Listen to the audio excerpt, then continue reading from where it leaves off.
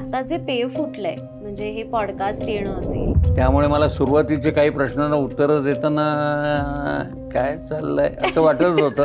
सुरू करा, बोलायला लागा, मजा येते. आणि माझं स्वभाव असा आहे टिपिकल सदाशिव पेठी का हे पुण्यातले जे वात्रटपण आहेत ना, बांग्या पत्र्या सोन्या मारुती मुरलीधराला खुन्या म्हणती अशी चित्रविचित्र नावं असलेल्या देवदेवतांच्या देवळांमधनं तर आम्ही त्या टांग्यातनं वसंतराव देशपांडे, भीमसेन जोशी आणि मी असे आम्ही जात होतो. टांगा सुरू झाला तसे या दोघांची गायकी सुरू झाली. तर मला जरा टेन्शन आलं, कारण मी पिस्तूल उत्तम चालवते. भारी होते की नाही, खूप मोठी गोष्ट. तर म्हटलं पिस्तूल पहिल्या 1-2 वाक्यात कळतं की बोलता येतं की नाही. तर मी म्हटलं प्रतिभाताई, यांच्या मनात काय चाललंय हे तुम्हाला तरी कधी कळलंय का? तर पवार म्हणले आणा माईक आणा इकडं. आपली झालेली पंचायत सुद्धा आपल्याला खूप काही शिकवून जाते. सावरकर हा मला आवडायचे, पण म्हणजे मला ठाकरे साहेब शिवाजी पार्कला जागा देत होते. मी म्हटलं नको ठाकरे साहेब, ठाकरे देतोय. म्हटलं नको सर, खरंच नको मला. ते म्हटले जा मग माझ्या घराच्या बाहेर. आणि तुम्ही असं म्हटलं होतं ते काय मुलाखतीमध्ये की क्रिमिनल्सच्या पण मुलाखती तुम्ही घेतली. जक्कल सुतार प्रकरण खूप गाजत होतं, म्हणजे जोशी अभ्यंकर हत्याकांड. गातेस तू एखाद्या 4 ओळी ऐको. अरे बापरे. रुपेरी वाळूत माडांच्या बनात येना, प्रीतीत येना, जवळ घेना. हा एपिसोड आपल्यापर्यंत घेऊन येण्याचं श्रेय जातं ॲम्बिशन्स क्लासेस यांना. या क्लासेसचे सर्वेसर्वा कौस्तुभ अत्रे सर यांनी आजवर असंख्य विद्यार्थ्यांना मार्गदर्शन करून कॉमर्सच्या विद्यार्थ्यांचं आयुष्य खरंच सुलभ केलं आहे. जर तुम्हालाही कॉमर्स या क्षेत्रात उत्कृष्ट कामगिरी करायची असेल तर ॲम्बिशन्स क्लासेसना एकदा नक्की भेट द्या. माणूस हा जर तुम्हाला आवडत असेल तर माणसाला खुलवणं. आता बाळ ठाकरे एवढं नाव प्रचंड होतं, ते देतील का नाही अशी शंका घेत बसलो असतो तर मला आत्तापर्यंत त्यांची मुलाखत घेता आली नसती. असा त्यांच्या आवाजाचा एक दरारा होता. मी त्यांच्याकडे गेलो, म्हटलं बाळासाहेब मला काय नाही, तुमच्याशी गप्पा मारायच्या आहेत, मागूया का? म्हणले मार की, विचारतो काय? म्हटलं विचारत नाही हो, तुम्हाला वेळ कमी असतो म्हणून. प्रत्येक प्रश्नाला समोरच्याच्या उत्तर देण्याची पण तयारी पाहिजे, पण त्या उत्तरामध्ये प्रश्नामध्ये उद्धटपणा असता कामा नये. मला तुम्हाला समजून घ्यायचं आहे, तुम्हाला बोलकं करायचं आहे आणि तुम्ही बोलता बोलता तुम्हाला लोकांपुढे न्यायचं आहे. ही भावना आपली आहे हे समोरच्याला कळलं पाहिजे. म्हणजे बस. तुम्हाला हा ॲक्सेस सोपा होता का पण त्यावेळेला? नाही, पण असा मी विचार करत बसलो असतो ना की ॲक्सेस सोपा आहे का नाही आहे, बाळ ठाकरे भेटतील का नाही, माझ्याशी नीट बोलतील का नाही, तर एकही मुलाखत झाली नसती. आपण काय करतो माहिती का, ज्याच्यात जायचं आहे, ज्याच्यात पडायचं आहे, जे करायचं आहे त्याचा बाऊच जास्त आधी करतो तयारीपेक्षा. बरोबर. तो भाऊ डोक्यातनं काढून टाकला पाहिजे. आपल्याला हे करायचं संपलं. बरोबर. आपण आपल्या आईवडिलांशी बोलायला जाताना त्यांच्याकडनं काही विशिष्ट गोष्ट मागवून घ्यायची असेल तर आपण ते बिचकतो का, हे काय म्हणतील. बरोबर. नाही, ते मोठे बाहेरचे सगळे वडीलच असतात. खरं. बपू काळे आणि बाळासाहेब ठाकरे यांची मुलाखत तुम्ही जेव्हा घेतली होती तर एक राजकारणी आणि एक लेखक यामध्ये तुम्ही समन्वय कसा साधलात आणि काय त्यावेळेचा विषय होता तुमच्या? दोन्ही माणसं, दोघंही मराठी लोकांमध्ये पॉप्युलर. जाऊन भेटणे, बोलायला सुरुवात करणे. तसं जाऊन थेट भेटलो आणि ठाकरे साहेबांना म्हणलं ठाकरे साहेब तुमच्याशी गप्पा मारायच्या आहेत. ते म्हणले हो काय, बर बस. वपूंना म्हटलं वपू तुमच्याशी गप्पा मारायच्या आहेत पण ठाकरेंच्या बरोबर चालेल ना? ते म्हणलं आता आला तेच तर चालेल काय? नाही म्हटलं तुम्हाला नको असेल तर नको करायला. असं लगेच त्यांना सांगून टाकलं. म्हणजे मी एवढा तुमच्या याच्यावर अवलंबित नाही आहे हे क्लिअर केलं की आपण बिनधास्त असतो. बरोबर. हा मोकळेपणा माझा पहिल्यापासून होता. काहीतरी कारण असेल पण या मोकळेपणाला ना, म्हणजे तुम्हाला क्लिअर होतं का तुम्हाला काय करायचं किंवा त्यांच्याकडे? 100%. मी बृहन महाराष्ट्र कॉमर्स कॉलेजमध्ये BCom करत असताना 66 ते 71 कॉलेज आमचं माहिती आहे. त्या कॉलेजच्या मूळ इमारतीच्या पुढे असा कट्टा आहे आणि बाहेर आहेत आणि पुढे मैदान आहे. त्या कट्ट्यावर गप्पा मारत असताना तरेची पोरं भेटायची. त्या तरेच्या मुलांकडनं बोलण्याच्या आणि ऐकण्याच्या सारे ढंग मला कळत होते. त्याच्या पलीकडे आणखीन बाहेरनं येणारे काय असणार आहेत. बरोबर. वेगळं नसतं काय, माणसंच आहेत. आपण भाऊ जास्त करतो आणि कट्ट्यावरती जितका मोकळेपणा, म्हणजे मला खूप छान या बाबतीत असं वाटतंय की कट्ट्यावरती जो मोकळेपणा आहे तोच तुमचा मुलाखतीत येतोय, कारण डोक्यामध्ये माझ्या तोच होता. ती क्लॅरिटी असल्यामुळे मग ते तसंच होत गेलं. आणि जसं की मी मगाशी म्हटलं की दिग्गजांच्या मुलाखती घेणं हा एक फॅक्टर, आणि तुम्ही असं म्हटलं होतं ते काय मुलाखतीमध्ये की क्रिमिनल्सच्या पण मुलाखती तुम्ही घेतल्यात. हां, क्रिमिनलच्या पण घेतल्या ते काय ती नॉर्मल आहे. हे बघ, पत्रकार म्हटल्यानंतर त्याला सर्व थरातल्या सर्व माणसांच्या सर्व विषयावरच्या मुलाखती घ्यायला लागतात. बरोबर. त्याच्यामध्ये त्या काळात माझ्या त्यात उमेदवारी काळामध्ये जक्कल सुतार प्रकरण खूप गाजत होतं, म्हणजे जोशी अभ्यंकर हत्याकांड. आणि मुळामध्ये ते हत्याकांड केलेले जे जक्कल सुतार वगैरे होते ना, हे मूळ क्रिमिनल नव्हते, ते अभिनव कला विद्यालयामध्ये आर्टिस्ट होते. आणि माझी माहितीच नाहीये. हां, अभिनव कला विद्यालयामध्ये चित्रकार होते दोघंही जण. आणि ते मला माहिती असल्यामुळे मी त्यांच्याशी मस्त गप्पा मारायला जायचो. तोपर्यंत मला माहीत नव्हतं यांनीच खून केला आहे.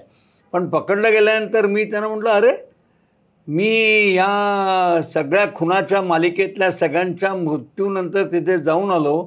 तुम्ही कोणाचे पैसे घेतले नव्हते, दागिना घेतला नव्हता, कोणत्या बाईला हात लावलेला नव्हता, तुम्ही कशा करता हे सगळं केलं?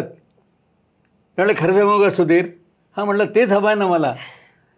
ते म्हणले आपण काही करू शकतो आणि आपल्याला कोणी पकडू शकत नाही, हे आम्हाला दाखवायचं होतं. तुम्ही जेवढे सहजतेने खोलात जाल ना तेवढी खरी उत्तरं मिळतात. बापरे, भीतीदायक गोष्ट वाटते मला. हां, पण ते आतमध्येच होते ना. तुम्हाला भीती नव्हती वाटली? छे अजिबातच नाही. कलावंत होते ना ते. कलावंत होते. आणि कशाची भीती वाटायची? ते आपल्याला काय तेथे उभं राहून मारणार होते? नाही, पण कशाची? आपण हेच सांगतोय ना की मुलाखत घेण्यापासून मुलाखतीच्या परिणामांपर्यंत प्रत्येक गोष्टीचा आपण बाऊ जास्त करतो. हे काय होईल आणि मग ते हे झालं तर, कशाला कल्पनातीत गोष्टींमध्ये अडकायचं? सुरू करा, डायरेक्ट बोलायला लागा, मजा येते. फक्त यांचीच घेतली होती की अजून क्रिमिनल खूप घेतले त्या, पण सगळ्या सांगण्यासारख्या नाहीये.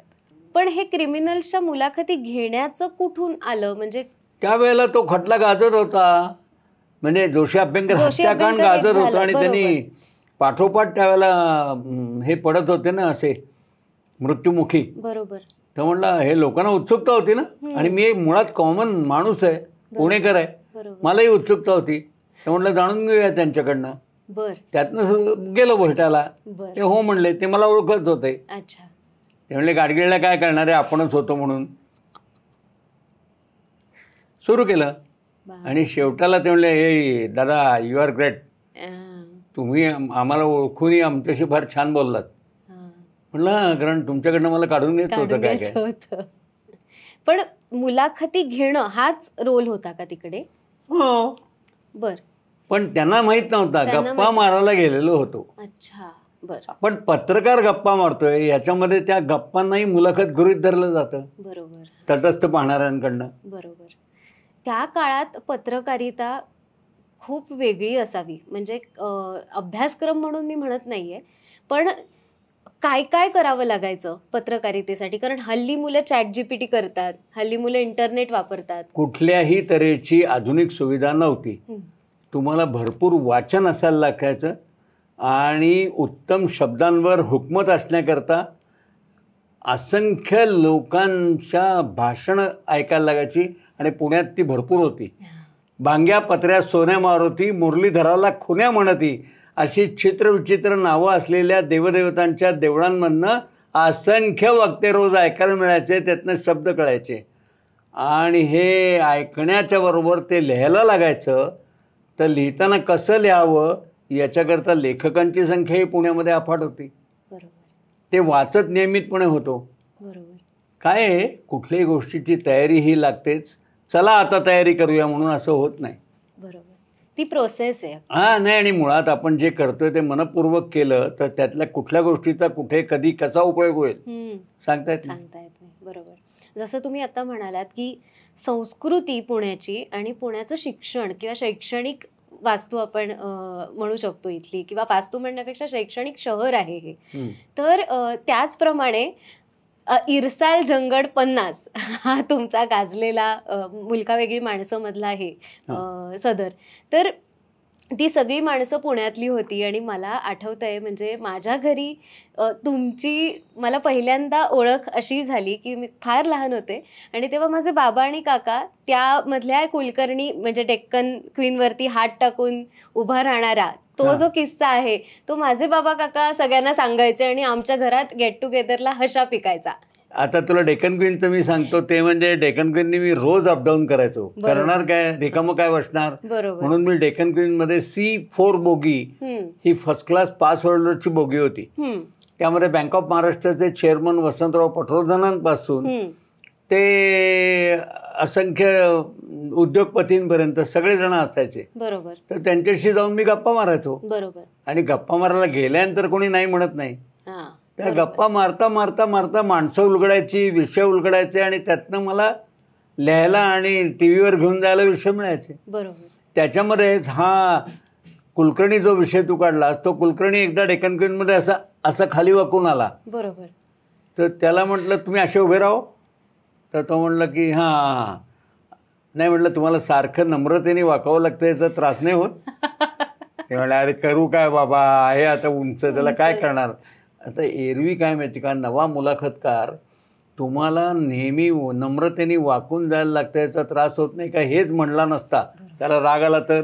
बरोबर. मला समजून घ्यायचं होतं की त्याला रोज असं जायला लागतं याचा होत नाही का त्रास. बरोबर. फार तर चिडेल, चिडला तर चिडला, आपल्याला कुठे ते घेऊन दाखवायला जायचं कोणाकोणाला. याच्यामध्ये हा भाऊ कधी करायचा नसतो, मनात येईल ते बोलून टाकायचं, हे सर्वात बेस्ट. बरोबर. आणि त्यातनं ही माणसं उलगडत गेली मला. बरोबर. मी त्यांना म्हटलं तुम्हाला त्या उंच असण्याचा फायदा काय झाला. ते म्हणले फायद्यापेक्षा तोटा जास्त आला. दांडीवरचे गोष्टी, कपडे बिपडे सगळे मलाच काढायला लावायचे. बरोबर. अजून मला वाटतं 3 कुलकर्ण्यांचे किस्से तुम्ही सांगितले होते त्यात. एक धनंजय कुलकर्णी होता, एक दुसरा कुलकर्णी होता तो आप्पा कुलकर्णी होता.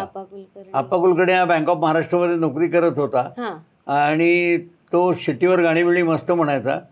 आणि पुण्यामधनं वराती जायच्या, त्या वराती जात असताना प्रभात ब्रास बँड हा त्यावेळेला पुण्यात मोठा होता. त्या प्रभात ब्रास बँडचे सोलापूरकर असे मोठे दणदणीत होते, ते पुढे फ्रंटला असायचे.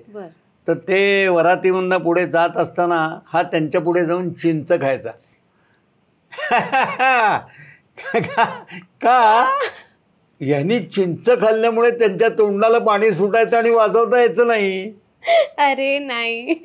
हा म्हणजे हे पुण्यातले जे वात्रटपणे आहेत ना, हे अनुभवायला मिळाले. ते माझ्या कार्यक्रमाचे उत्तम हिट किस्से झाले. बरोबर. आणि मला वाटतं पुणेरी पाट्या हा तर आणखीन वेगळा पॉडकास्टचा विषय आहे. आपणास गरम पदार्थ हवा ना, मग उशीर होतो म्हणून पुन्हा पुन्हा काय विचारता. अशी पाटी पुण्यातल्या रेस्टॉरंटमध्येच मिळू शकते. हे आता तुम्हाला आश्चर्य वाटेल. मी अस्सल पुणेकर असल्यामुळे पुण्याचे सगळे गुण अवगुण मला उत्तम कळत होते, मी अनुभवत होतो आणि त्याचा वापर मी माझ्या कार्यक्रमांमध्ये करत होतो. बरोबर. मी 8,000 मुलाखती, ज्याहून जास्त, म्हणजे नेमका आकडा नाही आहे मला लक्षात, तर त्याच्यामध्ये कितीतरी तऱ्हा मला अनुभवायला मिळाल्या. उद्योगपतीपासून कलावंतापर्यंत आणि राजकारणापासून खुनी माणसांपर्यंत अनेकांच्या विविध स्वभावाच्या रचना कळल्या. बरोबर. त्यामुळे तुमचं निरीक्षण आतापर्यंत काय राहिलंय, म्हणजे उद्योजकाशी बोलताना, राजकारण्याशी बोलताना? त्यातल्या त्यात काय आहे, राजकारणाला डिवसलं तर तो जरा चिडतो. अशा वेळेला त्याला पूर्ण खाली आणण्याकरता, आहे तुम्ही एवढे चिडलातोय, मला नव्हतं वाटलं, मला वाटलं तुम्ही राहिलात, असं लगेच म्हणून टाकलं की झालं. आपली कसोटी असते तिथे. मला वाटतं आणि राजकारण्यांमध्ये चिडणारं असं म्हणण्यापेक्षा काय व्यक्त करतील हे न कळणारे असे बाळासाहेब ठाकरेच असतील की नाही. शरद पवार आहेत ना. शरद पवार आहेत. त्यांच्याशी तुम्ही कसं 16 वेळा मुलाखत झाली माझी. 16 वेळा? बापरे. शरद पवारांची 16 वेळा, 18 वेळा बाळ ठाकरे, आणि सर्वाधिक वेळा घेतलेली मुलाखत आशा भोसले 29 वेळा. बरोबर. तुम्ही पहिल्यांदा मला वाटतं आशाताईंबरोबर अमेरिकेला गेला होता. अमेरिकेत जाण्याचा पहिला. बरोबर. त्यावेळेला तुमचा म्हणजे पहिला अनुभव होता अमेरिकेत, म्हणजे बाहेरच्या देशात जाऊन? नाही, त्याच्या आधी मी भीमसेन जोशींबरोबर अमेरिकेत गेलो होतो. ते त्यांच्या संतवाणीचं मी निवेदन करायचो. बरोबर. आणि निवेदन इथे करत असतानाच त्यांनी मला पहिलं वाक्य सांगितलं, गाडगे, संतवाणीच्या निवेदनाला निवेदन म्हणत नाहीत बरं का, निरूपण म्हणतात. म्हटलं बरं बरं, नक्की, बरं झालं सांगितलं. म्हणजे आता कोणाच्या अभंगवाणीचा निवेदन करताना मी निरूपण करणार आहे असं म्हणेन. तुम्ही सांगितलं ते बरं झालं. आणि मग सुरू व्हायचं. प्रत्येक बोलणाऱ्याकडनं पुढच्या सगळ्या आपल्या वाटचालीकरता काहीतरी शिकायला मिळायचं. खरं. त्याकरता तुमचं लक्ष नीट हवं, त्यातलं लक्षात काय ठेवायचं हे नीट लक्षात यायला हवं. होतं मस्त. बरोबर. भीमसेन जोशींबरोबर म्हणजे मला वाटतं गिरिजामध्ये सुद्धा तुम्ही एकत्र जायचात. भीमसेनांच्याबरोबर नाही, गिरिजामध्ये नव्हतं एकत्र जात, पण कुठेही जायचं तसं त्यांच्याबरोबर. चला चला म्हटलं की जायचं. आणि त्यांची गाडी, ते कायम गाडीने जायचे, स्वतःच ड्रायव्हिंग करायचे. जा असं म्हटलं की मी बसायचो. आणि बसलं की ते सुपरफास्ट गाडी चालवायचे गावात सुद्धा, म्हणजे सिटीत पण. ते चालवायला लागले की माझ्या चेहऱ्यावर किंचित फरक त्यांना जाणवत असावा. काळजी करू नका, आमचा याचाही रियाज उत्तम आहे असं म्हटल्यावर मी म्हणतो हा नक्कीच, काय प्रश्नच नाही. पण भीती वाटायची. नाही, एक क्षणभर वाटतो, सवय नसते म्हणून. सगळ्या सवयीचा भाग. तुम्ही तुमच्या मुलाखती ज्या मी आतापर्यंत ऐकल्या आहेत, म्हणजे तुम्ही दिलेल्या, त्यामध्ये तुमचा बरेचदा उल्लेख असा आला की तुम्हाला प्रवास खूप सेलिब्रिटीज बरोबर करायला मिळाला. हो, खूप. तर मला त्या प्रवासातले किस्से ऐकायचे आहेत. म्हणजे तुम्ही प्रवास करताना ते कसे वेगळे खुलायचे? नाही, प्रवास करताना काय, त्या जाता जाता त्यांना आपण ज्या दिशेने चाललं तिथनंच नक्की चाललं नाही एवढं ते भान ठेवायचे. आणि गप्पा मारायची मस्तपैकी. मला वाटतं पुलंसोबत तुम्ही एकदा गेला होतात. हो. तर तेव्हा काय गप्पा झाल्या असतील? नाही, पुलं आणि बासू भट्टाचार्य यांनी एकदा काय केलं होतं की त्यांनी एका चित्रकला प्रदर्शनाला गेलेले असताना त्यांना कोणीतरी सांगितलं की तुम्ही चित्र पण काढता वाटतं. ते म्हणले प्रयत्न करतो. तर म्हणे मग आज चित्रच काढा. तर त्यांनी 1-2 मिनिटात सर्वात कमी रेगा असलेलं चित्र काढलं महात्मा गांधींचं. बापरे. पुलंनी. आणि ते म्हणले हे चित्र काढायचं कारण असं की गांधी सगळ्यांना ओळखता येतात, त्यामुळे मी थोडा चुकलो तरी लोक ओळखतील. आणि गांधींचं चित्र आहे म्हणून लोक माझ्याकरता नाही गांधींकरता ठेवतील घरात. आणि आता एक महत्त्वाची गोष्ट त्याच्यातली मला स्वतःला जाणवलेली म्हणजे ते त्यांनी आयुष्यात काढलेलं एकुलते एक चित्र मला भेट दिलं आहे. हां, माझ्या घरात माझे फोटो नाही लावलेत, मी त्यांचं चित्र लावलं. अरे वा. हां. बापरे. लक्षात राहिलेली भेट अजून कोणती आहे तुमच्या? एक ही आहे. आणि आशा भोसलेंनी माझ्या नातवाला आणि मुलाला त्यांच्या एजच्या वेळेला आपल्या शेजारी बसून घेऊन त्यांनी आग्रह धरला म्हणून गाणं गायला आहे, त्याचं शूटिंग केलेलं आहे. नाचरे मोरा माझ्या घरात येऊन माझ्या मुलांना नातवासाठी आशाबाई गायले. किती मोठी गोष्ट आहे. बाप रे. आणि आशा भोसले तर म्हणजे आमच्यासारख्यांचं तर दैवतच आहे. माझं अजून आहे, सगळं मिळून सुद्धा मला त्यांच्याकडनं बरं 100% आहे. बरोबर. कारण ती ग्रेटच बाई. मुख्य म्हणजे काय, असंख्य दुःखद घटना घरात व्यक्तिगत जीवनात घडून सुद्धा तुम्ही त्यांना कधी दुर्मुखलेलं पाहिलं आहे? नाही. आपण छोट्या छोट्या गोष्टीचे खूप बाऊ करतो. अरे काय झालं सांगू का तुला, असं आपल्याला कुरकुर करायची सवय जास्त आहे. त्यांच्याकडनं शिकावं काय तर कायम प्रसन्नपणा. त्यांच्या 2 मुलातला मोठा मुलगा अचानक गेला, मुलीने आत्महत्या केली, तरीही कुठेही स्टेजवर तुम्हाला दुर्मुखलेल्या पाहायला तुम्ही त्यांना नाही बात. ते आपण घ्यायचं त्यांच्याकडनं. बरोबर. आणि तेच त्यांच्या गाण्यातही उतरतं 100%. म्हणजे जिव्हाळा वाटण्यासारखी गोष्ट. नक्की नक्की. त्यांनी मला एकदा विचारलं होतं की दीदीशी गप्पा मारल्यात का. म्हटलं हो. कसं काय. म्हटलं मी टेलिव्हिजनवर सुरुवातीच्या काळात पाची मंगेशकरांच्या ओळींनी मुलाखती घ्यायचं ठरवलं. त्यात कधीही ज्यांना बोलवलं जायचं नाही त्या मीना खडीकरांनाच मी पहिल्यांदा नेलं. जी काही संगीताच्या क्षेत्रातली नामवंत म्हणून समजली जायची नाही. बरोबर. त्यांची बहीण. म्हटलं मीना खडीकरांना घेऊन मी टी व्हीवर गेलो आणि मीना खडीकरांशी बोलत असताना त्यांना म्हटलं हो तुमच्या यातल्या कुठल्या गाण्याच्या पाठीमागे मूळ तुम्हाला सूर कोणाचे लक्षात आहेत? तर त्या म्हणल्या दीदी. तर म्हटलं अरे वा, मग दीदींकडनं ते ओरिजिनल सूर ऐकायला पाहिजेत.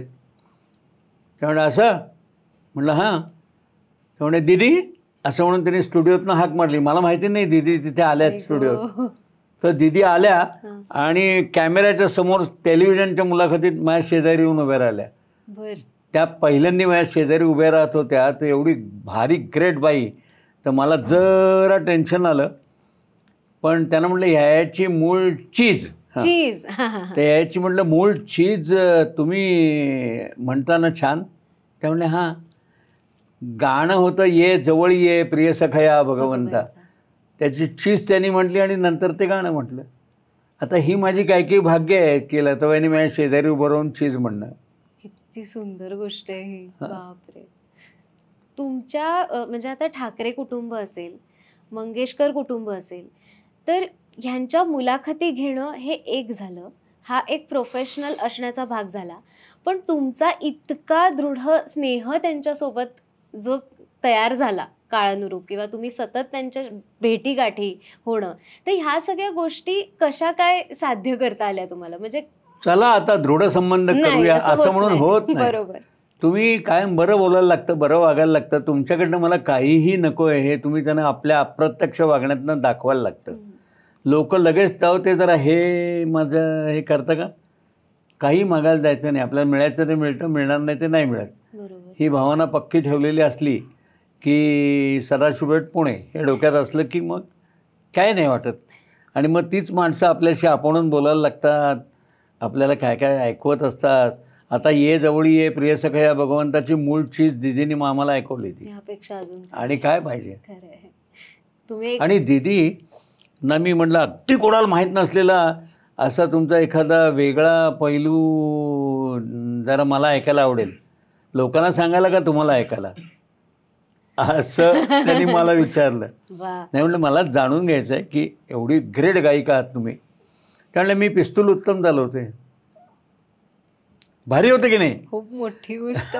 तर म्हटलं पिस्तूल म्हणल्या हो. कोल्हापूर जवळच्या एका छोट्या खेड्यात मी सुरुवातीच्या टप्प्यावर राहत असताना मला आमच्या सिनेमा उद्योगातल्या एकाने स्वसंरक्षणाकरता म्हणून बरोबर ठेवायला सांगितली होती. बापरे. तर आता ह्याच्यामध्ये नशिबाचा भाग असतो की आपल्याला एखाद्या उत्तरातनं कोणाला न कळलेल्या गोष्टी कळून जातात. बरोबर. कुठलीही गोष्टी करता मुद्दाम काय ते आटाबिटा करून करायला गेलं तर काही मिळत नाही. सहजतेने माणसं जोडणं हा मात्र माझा अत्यंत आवडीचा भाग होता, अजूनही आहे. आणि त्याकरता तो वयानं, ज्ञानानं, अनुभवानं, कर्तृत्वानं मोठा आहे का छोटा आहे हे मी बघत नाही. बरोबर. पहिल्या 1-2 वाक्यात कळतं की बोलता येतं की नाही, बोलायला लागतो. बरोबर. आता तुझ्याशी मी न ओळख असताना भरभरून गप्पा मारायला लागलो म्हणजे तू हसते कायम. आणि मला रड्या लोकांपेक्षा हसणारे आवडतात म्हणून मी लागलो बोलायला. बरोबर. नाही आणि तुम्ही किस्सेच एवढे म्हणजे रंगतदार किस्से आहेत हे. कधी आयुष्यात आम्हाला म्हणजे आमच्यासाठी हा पॉडकास्ट म्हणजे एक ठेव आहे लिटरली, की जी आम्हाला एक डॉक्युमेंटरी सारखी आम्हाला नंतर ती कायम ऐकता येईल. इतका सुंदर. नाही ग, त्यावेळेला आता मला सुरुवात करून किती वर्ष झाली मुलाखती घ्यायला? 51 वर्ष झाली. मी 2000 त्याच्या आधीच 1971च्या आसपास. बरोबर.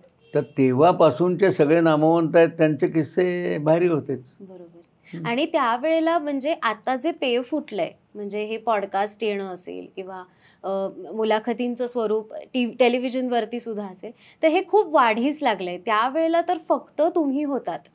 हा मीच होतो. म्हणजे काय त्यावेळेला पूर्ण वेळ हा करणारा कोणी नव्हतं, कारण प्रत्येकाला आपल्या करिअरची आणि महिन्याच्या शेवटी मिळणाऱ्या किमान पक्क्या रकमेची गरज असायची. मला नव्हती असं नाही, पण माझी बायको फार भारी होती. ती म्हणली तू नोकरी करण्याची कधीही शक्यता नाही, तुझा तो पिंड नाही, तर नोकरी मी करेन, तू तुला पाहिजे ते कर, लोकांना बोलकं करण्याचा उद्योग कर. आणि हे त्यांनी माझ्या आईवडिलांनाही नीट छान पटवून दिल्यामुळे मध्यमवर्गीय घरामध्ये हे स्वीकारलं गेलं. आणि मला मस्त भाग्य माझं की मला करता आलं. ऍक्च्युली या म्हणजे आपण अशा काळाविषयी बोलतोय जिथे बाईने नोकरी करणं ही सुद्धा मोठी गोष्ट असेल.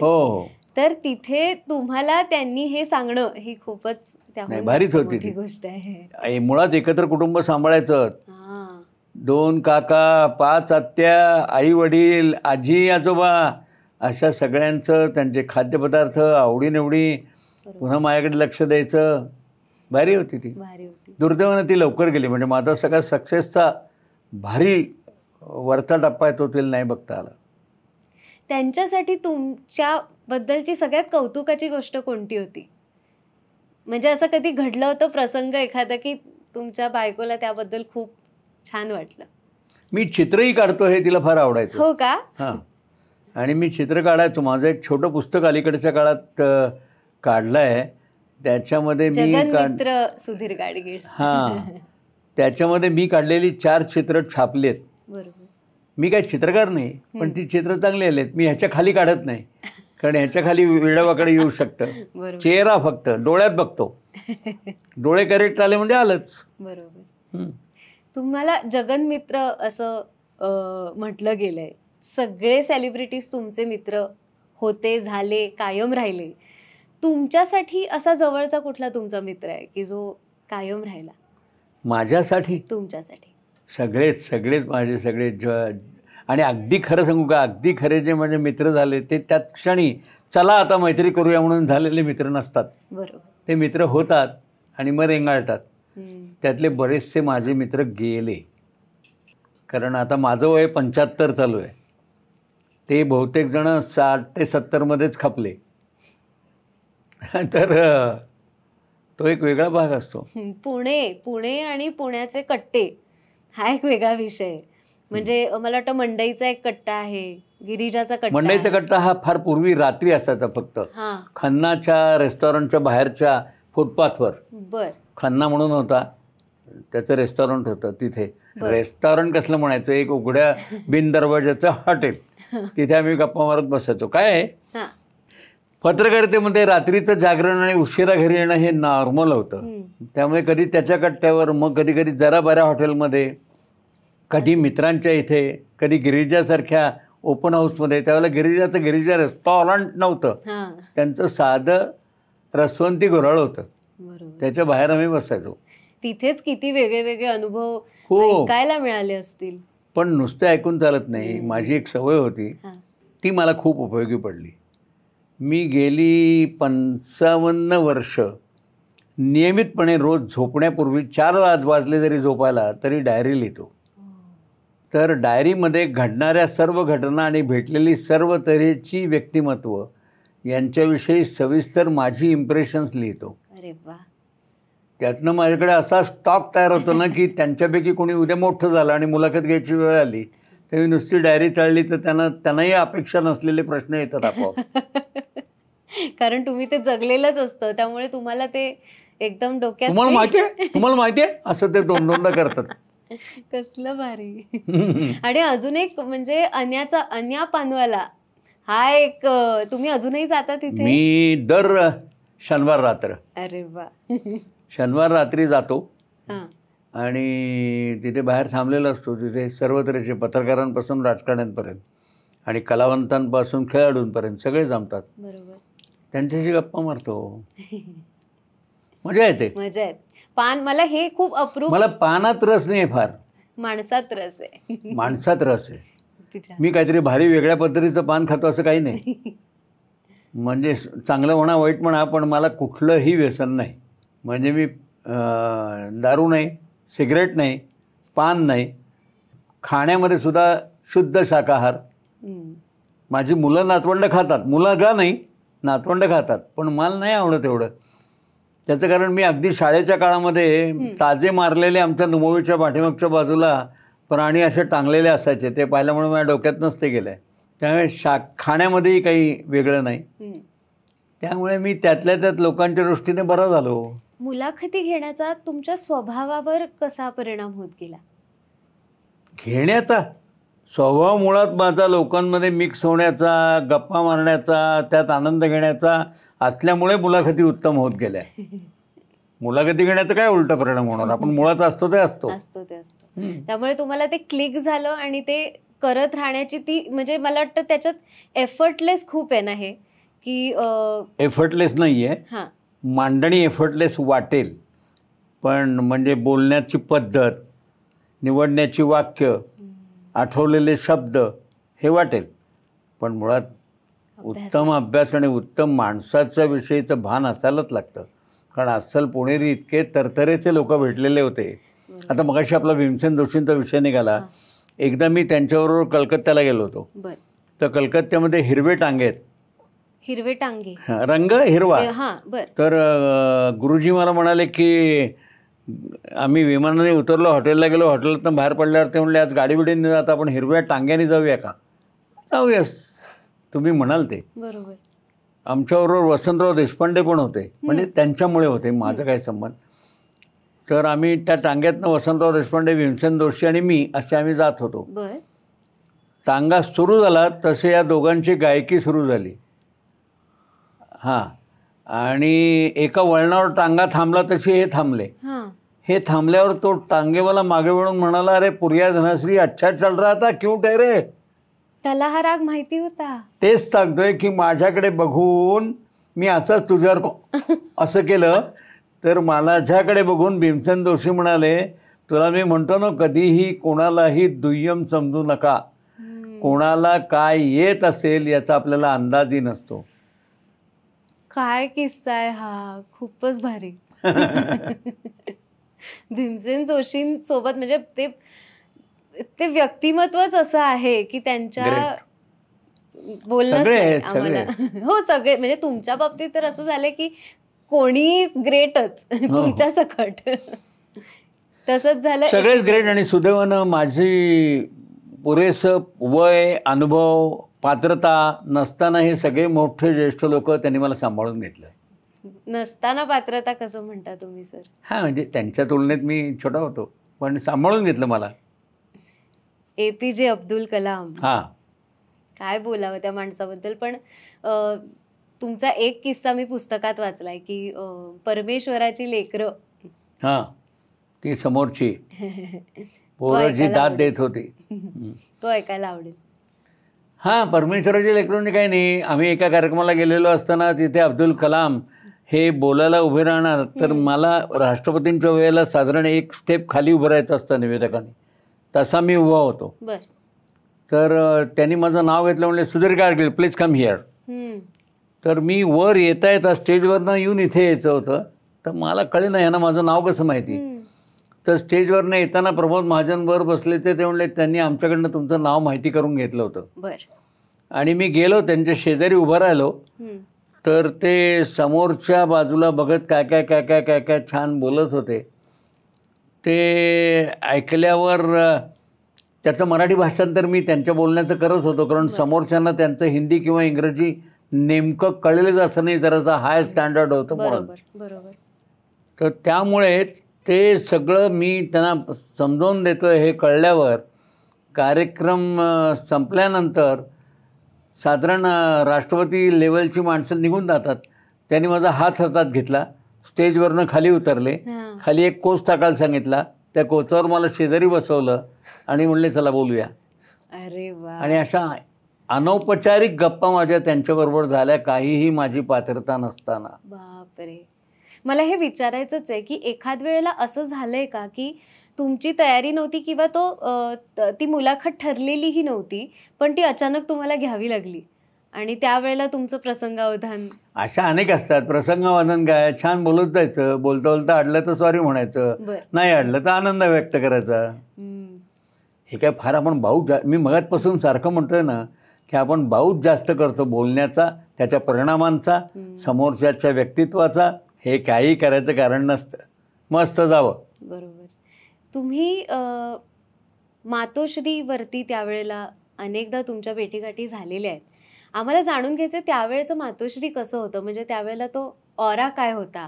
काय होतं, त्यांना नाव होतं आणि ते जागा दाखवायचे सगळ्यांना. कोणाला हे सगळं भीतीदायक वाटतं? ज्यांनी काही वागू नये असं वागले असतील, बोलू नये असं बोलले असतील, त्यांना त्यांची भीती वाटेल ना. आपण नॉर्मल होतो. बरोबर. याच्याही पलीकडे जाऊन एक नम्रपणाने सांगतो, कोणत्याही वयानं, ज्ञानानं, अनुभवानं मोठ्या असलेल्या माणसांचा कुठलाही व्यक्तिगत फायदा मी घेतला नाही. म्हणजे मला ठाकरे साहेब शिवाजी पार्कला जागा देत होते. 10% मध्ये मिळायची ना, हक्काने मिळायची. मी म्हटलं नको ठाकरे साहेब, ठाकरे देतोय. म्हटलं नको सर, खरंच नको मला. ते म्हणले जा मग माझ्या घराच्या बाहेर.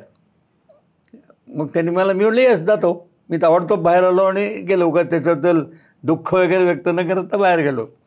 10 दिवसांनी त्यांनी एकाला घरी माझ्या पाठवलं. घरी म्हणजे मी मुंबईमध्ये ज्या मित्राच्या खोलीवर राहत होतो तिथे.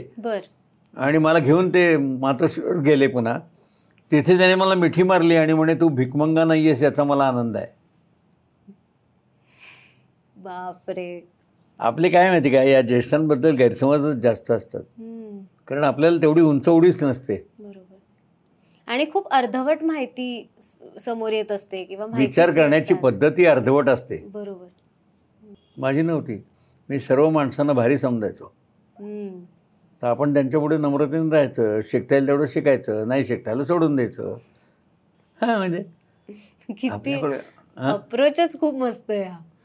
अहो पण हा असला ना तर तुम्ही इतकी माणसं जोडू शकता ना, बाप रे बाप.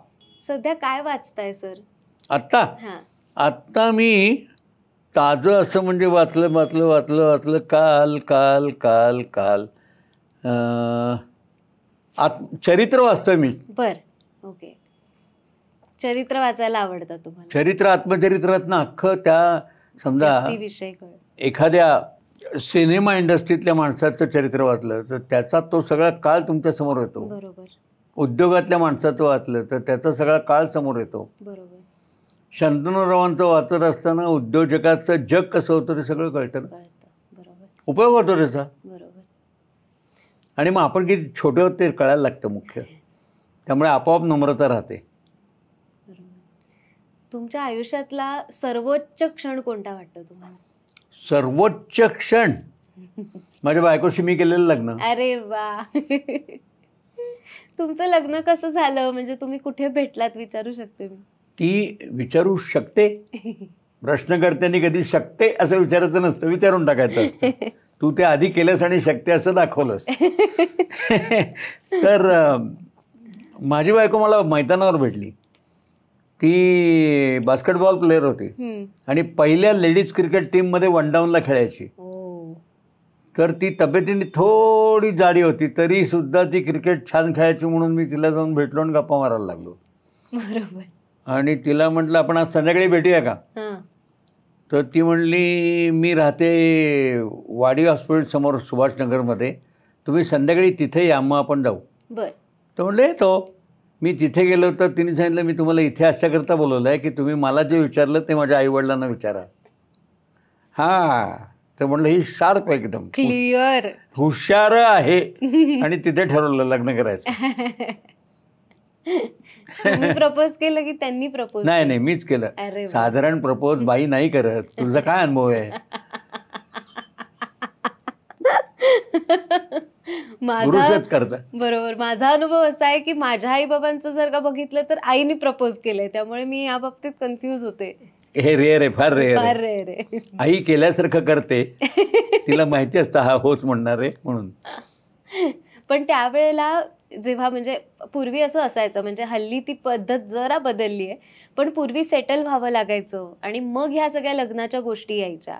तर मग त्यावेळेला तुम्ही तुमचं मुलाखती घेणं सुरू झालं होतं की कसं होतं? म्हणजे त्या चालू होतं, पण म्हणजे त्याला कशालाच काही असं स्थिरता नव्हती. पण स्थिरता येऊ शकते. किती छान अप्रोच आहे आपण. म्हणजे हल्लीच्या मुली फार असा एवढा पुढचा विचार करत नाहीत. आता आहे ना त्याच्याकडे तर समोरच्याशी तुम्ही अख्खं आयुष्य जोडता तेव्हा किमान तेवढा विश्वास तुम्हाला ठेवायलाच लागतो. खरी गोष्ट. तर तोच आहे की नाही बघण्याकरता मी म्हटलं चला आपण लग्न करूया. अरे वा. ती भारी होती. दुर्दैवानं माझा सगळा वैभवी काळ बघायला ती नाही राहिली. तिचं लवकर निधन झालं. पण नाही तर भारी होती ती. आणि ह्या क्षेत्रात असल्यामुळे ना, म्हणजे तुम्हाला इतकी माणसं भेटतायत याच्याबद्दल त्यांना कधी असं वाटलं नाही की अरे आपल्याला त्यांचा वेळ कमी दिला जातोय असं कधी त्यांना वाटतं? छे छे छे, अजिबातच नाही. कारण तिला ज्या ज्या वेळेला जिथे जिथे जसं असं मी हवं आहे त्यावेळेला मी होतो. अरे वा, त्यामुळे प्रश्न झाला नाही कधी. तिथे काय अशी आकडेवारी नसते. बाहेर हा 50 जणांना भेटतो, आपल्याला निदान 10 वेळा तरी भेटेल का असं नसतं का? नाही. मनपूर्वकता परस्परांमध्ये आपोआप एखाद्या घटनेने कळते. म्हणजे मला कळलं नाही. मनपूर्वकता परस्परांमध्ये एकमेकांविषयी काय आहे ती एखाद्या घटनेतनंही कळते ना. बरोबर. हां, त्याच्याकरता सकाळ संध्याकाळ तिच्या बरोबर असणं वगैरे असं नाही लागत काही. बरोबर. आपण मगाशी शरद पवारांवर होतो आणि आपला विषय अर्धवट राहिला. शरद पवारांची पहिली मुलाखत जेव्हा तुम्ही घेतली होती तेव्हा तुम्हाला दडपण होतं की नाही? मला कोणाचीच पहिली मुलाखत घेताना दडपण अजिबात नव्हतं. माणसं आहेत ना, एका माणसाने दुसऱ्या माणसाशी बोलताना दडपण घ्यायचं कारण काय? आपल्याकडे आकारण दडपण घेतात कारण शब्द मांडणी, शब्दांची निवड हा जो एक मुळात मूलभूत भाग आहे तोच अनेकांना येत नसतो. त्यामुळे आपण काही बोलताना चुकलो तर या भीतीपोटी हे सगळं होतं. ते व्यक्तीमुळे नाही होत. नाही, व्यक्तीमुळे नाही होत. बरोबर. पण मग तो अनुभव काय होता पहिल्यांदा जेव्हा पवारांची मुलाखत घेतल्यावर? साधारणपणे पवार एकटे समोरासमोर यायचे, गप्पा मारायचे. त्या सुरुवातीच्या टप्प्यावर एकदा ते प्रतिभाताईंच्या बरोबर आले. बर. म्हणजे सौभाग्यवती शरद पवार. तर ते आले तर त्यांना मी बघितल्यावर मी म्हटलं, पवार साहेब मी आधी आज यांना जरा प्रश्न विचारतो. त्याने असं केलं तर मी म्हटलं, प्रतिभाताई यांच्या मनात काय चाललंय हे तुम्हाला तरी कधी कळलं आहे का? तर पवार म्हणले, आणा माईक, आणा इकडं. बापरे, तुम्हाला कधी काय सुचतं त्याच्यावर फार असतं. म्हणजे हेच वाटत होतं मला की हजरजबाबीपणा हा किती महत्वाचा आहे. खूप. पण तो चला आता हजरजबाबीपणा दाखवूया म्हणून नाही होत, तो अंगभूत लागतो. आणि मला वाटतं तो नंतर नंतर डेव्हलप होत जातो, आपोआप होत जातो. बरोबर. मगाशी मी म्हटलं की पत्रकारिता ही त्यावेळची आणि आत्ताची ही वेगळी होती. तसंच टीव्ही वरती येण्याचं जे ट्रान्झिशन होतं ते तुम्ही अनुभवलेत. तर त्यावेळेला पहिल्यांदा टीव्हीवर दिसण्याची काय मानसिकता होती लोकांची? आणि म्हणजे तुम्ही जेव्हा टीव्हीवर पहिल्यांदा दिसलात तेव्हा तुमच्या घरच्यांची रिॲक्शन काय होती? नाही, त्यांना हा आपल्याला बघता येतोच आहे आणि अवघ्या पुण्याभर सगळ्यांना दिसतोय याचं अप्रूप होतं. बाकी काही कौतुक नव्हतं. पण छे कारण आमचे लय निवांत होते. तुम्ही अभ्यास करा ना, हे कुठलं काय मुलाखती नामकत. बापरे, असे टिपिकल होते सदाशिवपेठ. त्यामुळे तेव्हा अप्रूपच नव्हतं लोक. बर. पण मग तुमचा अनुभव कसा होता? कारण तुम्ही पहिल्यांदा कॅमेरा फेस केला असेल ना तेव्हा. कॅमेरा फेस करताना मला मजा वाटत होती, पण कॅमेरा फेस करताना याच्या पुढे आपण शर्ट नेमका घातला पाहिजे, मेकअप व्यवस्थित करायला पाहिजे, केस वतारलेले वाढता कामा नयेत, असं माझ्या डोक्यात सगळं येत होतं. कारण आय हॅव टू प्रेझेंट. पण हे कोणी तुम्हाला शिकवलं तर छे अहो, आपल्याला कळतं सगळं. आपण उगाच शिकवलेल्यानं दाद द्यायला जातो की तुम्ही बरं झालं ना मला सांगितलं. जे आपल्याला कळलेलं असतं किंवा कळणं अपेक्षित आहे. तुला तुझे सगळे ॲसेट्स माहीत नाहीत? माहिती आहेत. मग स्वतःमध्ये रमलं तर नाही होत. दुसऱ्यांना ऑब्झर्व करणं ती क्रिया. पण हे पण मला आश्चर्य अशासाठी वाटतं कारण डोळसपणे नाही करतायत ना. म्हणजे ऑब्झर्वेशन करायचंय असं ठरवून ऑब्झर्वेशन नाही करतायत. ते तुमच्यामध्ये ते खूबी अंगभूत असायला लागतं. बादशाहीमधनं बाहेर पडत असताना तिच्या दारात एक भंगारवाली बसलेली होती. ती बोलता बोलता म्हणाली, आज बघ मला हे काय मिळालंय. आता हे मी ब्लू डायमंड हॉल शेजारी एक पारशी बाबा अशा वस्तू जमवतो, त्याला नेऊन विकणार म्हणजे मला एकदम एका क्षणात 550 ते 600 रुपये मिळतील. म्हणजे मला 8-10 दिवस विक्री करायला इथे बसायलाच नको. आता अशी माणसं भेटणं, त्यांचं बोलणं होणं, त्याकडे आपलं लक्ष असणं, मला वाटतं हे ऑब्झर्वेशनचा सगळा गेम आहे. खूप खूप भाग आहे. तसंच आणि मिळणारं एक्सपोजर मला वाटतं की आता तुम्ही वयाच्या 25व्या वर्षापासून मुलाखती सुरू केल्यात घ्यायला. 20व्या बरोबर. तर तेव्हापासनं म्हणजे वयाची 25 हा तेच त्यावेळेच 55 वर्ष झाली मला मुलाखती घ्यायला लागून. बरोबर. मी आता रनिंग 75 आणि अजून एक 10 वर्ष काढीन नक्की. अरे वा, सहज. क्या बात आहे. कारण आमच्याकडे 85 ते 90 पर्यंत जगतात. किती तुम्ही 100 जगा. नाही 100 नाही, उगाच आपण काहीतरी भ्रमत राहायचं नाही अजिबात. 85 पर्यंत जगेन. आमची इच्छा आहे. हा माझी पण आहे, मला काय नकोय का. तुम्ही मगाशी एक म्हटलत की काय बरं ते बाप्या असून सुद्धा मला खाण्याच्या बाबतीत मी चोखंदळ आहे असं मगाशी म्हणालात. हा नाही, चोखंदळे म्हणजे काय माहिती का, मी एकत्र कुटुंबात वाढल्यामुळे माझ्याकडे चवीनं उत्तमोत्तम तरतरीचे पदार्थ करून घालणारी माणसं घरात होती, बायका. त्यामुळे मला सवय लागली तीच अशा उत्तम पदार्थ केलेले खाण्याची. म्हणून मी जरा चौखंदळ असतो. कोणीतरी काहीतरी आपलं भराभरा केलं आणि दिलं नाही एवढं आवडत. आणि माझं स्वभाव असा आहे टिपिकल सदाशिव पेठी की समोरच्यानी दुर्दैवाने जर विचारलं कसं वाटलं, ठीक आहे, एवढं काही खास नाही असं मी स्वच्छ सांगून टाकतो. आणि म्हणून तुम्ही पुस्तकही काढलंय. कारण कलाकारांची खाद्य संस्कृती हा वेगळा विषय आहे. माझं खाण्याच्यावरचं मानाचं पान नावाचं पुस्तक आहे. तेव्हा मला वाटतं तुम्हाला किस्से सापडत गेले सेलिब्रिटीजचे, म्हणजे त्यांच्या खाण्याच्या सवयी आणि सगळ्यांचे सगळे किस्से आहेतच, डायरीत आहेत ना. बरोबर. ते मी पुस्तक लिहिण्याच्या निमित्ताने फक्त शोधून त्यात टाकत गेलो. बरोबर. अशा ओपन मुलाखतीमध्ये चला आता तो किस्सा आठवूया आणि बोलूया असं नाही होत. बरोबर. सहजता जाते. आत्ताच्या याच्यात तुला सहजता गेली असं वाटलं? नाही, कुठेच नाही. जितकं ते मोकळं आणि जितकं म्हणजे डिटेलमध्ये मलाही जायचं नव्हतं, कारण तुम्ही अनेक ठिकाणी आम्ही तर ऐकूनच आहोत की तुमचे किस्से तुम्ही काढलेले, तुमच्या मुलाखतीत बोलले गेलेले असे सगळे किस्से आम्हाला माहिती आहेत. मला तुमचंच आयुष्य जास्त जाणून घेण्यात फार इंटरेस्ट होता की मुलाखतकाराचं आयुष्य कसं असतील. आणि भरभरून मी लोकांना ऐकलं, मात्र त्यातनं मला बोलावं कसं हे इतरांच्याकडनं त्यांच्यावर विचार करायला लागल्यानंतर कळायचं की हा लोकप्रिय वक्ता काय आहे, तो असं बोलतो का, अच्छा तो उत्तम श्रोता आहे म्हणून उत्तम वक्ता आहे. हे किती महत्वाचं आहे. तर आपणही उत्तम श्रोता असलं पाहिजे. बरोबर. थोडक्यात सर्व तऱ्हेच्या माणसांना पूर्ण आतनं आपण अनुभवत जाणं आणि त्यातनं शिकत जाणं, यातनं आपल्याला खूप घडता येतं, स्वतःला घडवता येतं. बरोबर. मजा येते त्यातनं. बाळासाहेब ठाकरेंच्या भाषणात तुम्हाला वेगळेपण काय जाणवतं? स्पष्टता, बाकी काय. तुला ठाकरे खूप आवडतात वाटतं.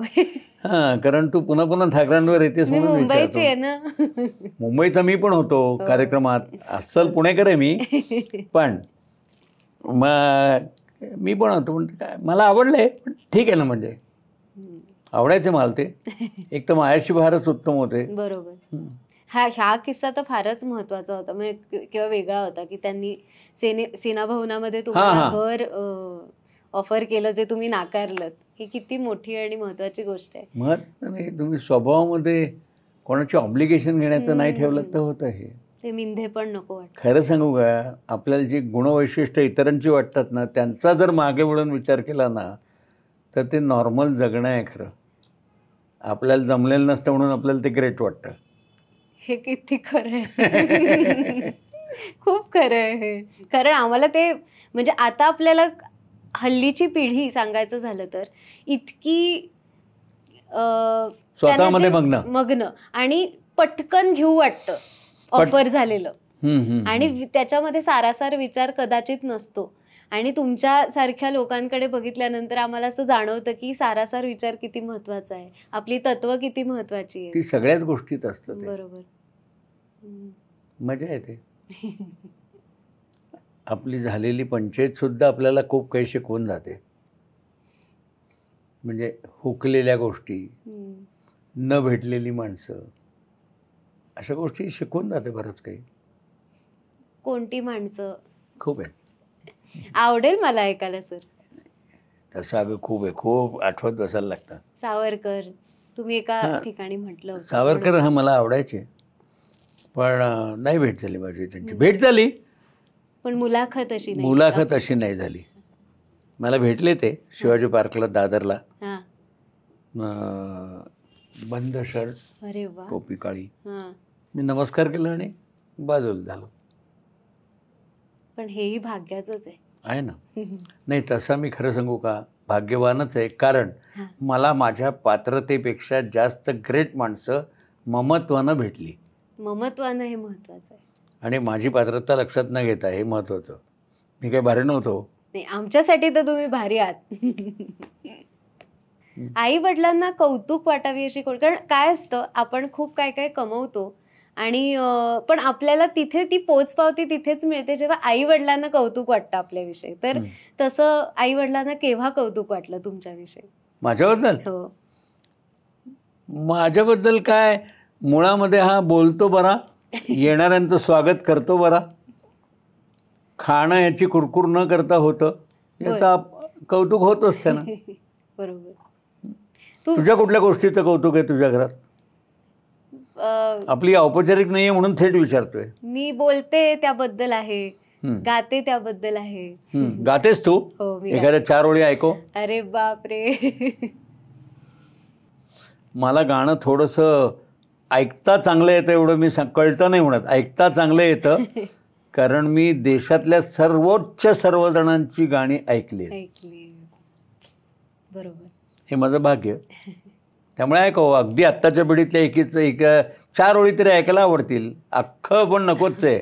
नाही, मी माझ्या दैवताचं गाणं ऐकवते. कोण दैवत आहे? आशा भोसले. अय्यो, मग तर काय मला आनंदच वाटेल. आपण त्याच्यावरच समारोप करूया. चालेल. रुपेरी वाळूत माडांच्या बनात येना, चंदेरीचा हुल लावीत प्रीतीत येना, प्रीतीत येना, जवळ घेना, बेधुंदाचा समंत सारा, कुंजात गात मंद धुंद वारा, दाटे उरी प्रिया तुझा इशारा, देहा परी फुले असा शहारा, तुझा निवारा तसा शहारा. हाय रुपेरी वाळूत माडांच्या बनात येना, चंदेरीचा हुल लावीत प्रीतीत येना, प्रीतीत येना, जवळ घेना, प्रीतीत येना, जवळ घेना. वा, मस्त म्हणलेस, छान म्हणलेस. आणि मुख्य तुला दाद देतो मी इतके वर्ष मुलाखती घेतोय. टिपिकल प्रश्नाची यादी करून, प्रश्न तयार करून, प्रश्नातनं समोरच्याला बोलकं न करता सहज गप्पा मारत मारत आपण एकमेकांशी बोलत गेलो. आणि गप्पा मारत तू बोलत गेलीस, तू मला बोलकं करत गेलीस, मी नाही गप्पा मारल्या. तर ही पद्धत छान आहे, मला आवडली. त्यामुळे मला सुरुवातीचे काही प्रश्नांना उत्तरं देताना काय चाललंय असं वाटत होतं. चांगलं होऊन गेलं. धन्यवाद. अरे सर, तुमच्याकडनं हे असं कौतुक होणं माझ्यासाठी खूप मोठी गोष्ट आहे. धन्यवाद. त्यामुळे खूप खूप आभारी आहे सर. नमस्कार करतेच आता. अरे हा काय. Thank you so much. आणि तुम्हाला हा एपिसोड कसा वाटला मला कमेंट करून नक्की कळवा. आणि आरपार या यूट्यूब चॅनलला सबस्क्राईब करायला विसरू नका. आरपारला माझ्या मनापासून शुभेच्छा. शुभेच्छा.